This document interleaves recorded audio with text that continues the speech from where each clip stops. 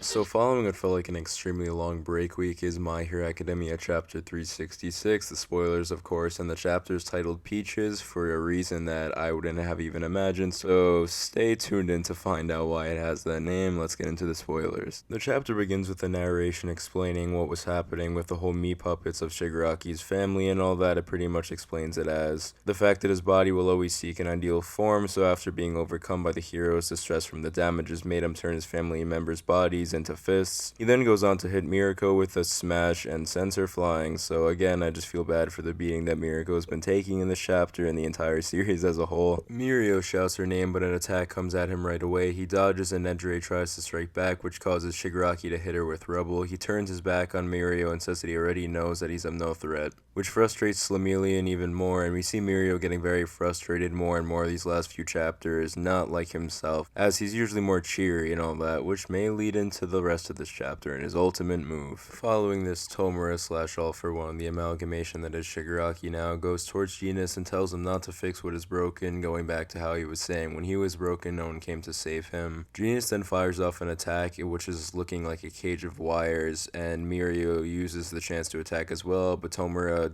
/ All for One destroys them as if they were nothing. In this moment, Tamaki, Nedre, Miriko, and almost all the heroes are laying on the ground, beaten, and all hope seems lost. But then, the moment comes, but first some other things happen. Mirio begins to wonder to himself if this is really the promised future that Sir Nightoff foresaw. Suddenly, Mandalay begins to transmit a mysterious message asking them to open the barrier and hold Tomura / All for One for 2 seconds. But given the power difference and how they're beaten right now, that's more than they'll be able to buy time-wise. I really like that we're going back to Sir Night Eye's prediction here in the future, and Mirio's still thinking about it, and it really leads greatly into this next moment, which I enjoyed a lot. Mirio thinks of several alternatives, but none would work. It is then when he remembers Sir Night Eye's words, "A world without smiles, humor has no bright future," and here he jumps out of the ground using his final ultimate move in front of Shigaraki titled "The Peach is Ripe." He quite literally puts his ass in Shigaraki's face, and Shigaraki actually kind of laughs a little bit in shock at the moment. It's at this point that Deku arrives from the sky together with the jets from Star and Stripe, which is the thing that we saw him sense last when he was flying to the battlefield, and he punches Shigaraki in a beautiful like double spread panel. It just really looks amazing, and that's the end of the chapter, so he's back. I don't know if he knows about Bakugo yet, but he'll find out very soon.